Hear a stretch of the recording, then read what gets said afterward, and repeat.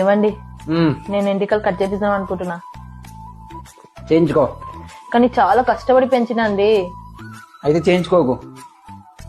ఇవాళ రేపు చిన్న ఎంటికలే స్టైల్ కదా అండి. అయితే కట్ చేయించుకో. కానీ మీకు పెద్ద జుట్టు అంటేనే ఇష్టం కదా. అయితే కట్ చేయించుకోకు.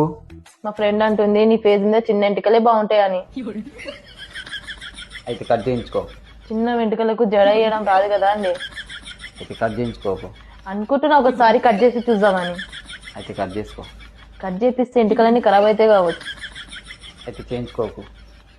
ఆలోచిస్తున్నా ఒకసారి కట్ చేపిద్దామని. అయితే కట్ చేయించుకో. కట్ చేయించుకున్న తర్వాత ఖరాబ్ అయితే మీదే బాధ్యత. అయితే చేయించుకోకు. కానీ చిన్న ఎంటికలు మెయింటైన్ చేయడం చాలా ఈజీ అండి. అయితే చేయించుకో. అంటే ఏమైతుందండి కట్ చేపించిన తర్వాత ఖరాబ్ అయితే. అయితే చేయించుకోకు. ఇక బాగా ఆలోచించి ఫిక్స్ అయినండి కట్ చేపించుకుందామని. అయితే చేయించుకో. సరే మరి ఎప్పుడు వెళ్దామండి? అయితే కట్ చేసుకోకు. నేను మా అమ్మ ఇంటికాడ పోదామంటున్నా. అయితే కట్ చేయించుకోకు. అరే నేనేమంటున్నా నువ్వేమంటున్నావు? అయితే కట్ చేసుకో. నీ పానం ఇట్ట బాగుందా? అయితే కట్ చేయించుకోకు. నువ్వు పిచ్చోళ్ళు అయిపోయినావా ఏంది? అయితే కట్ చేసుకో. అయితే కట్ చేసుకోకు. కట్ చేయించుకో. కట్ చేయించుకోకు. కట్ చేసుకో.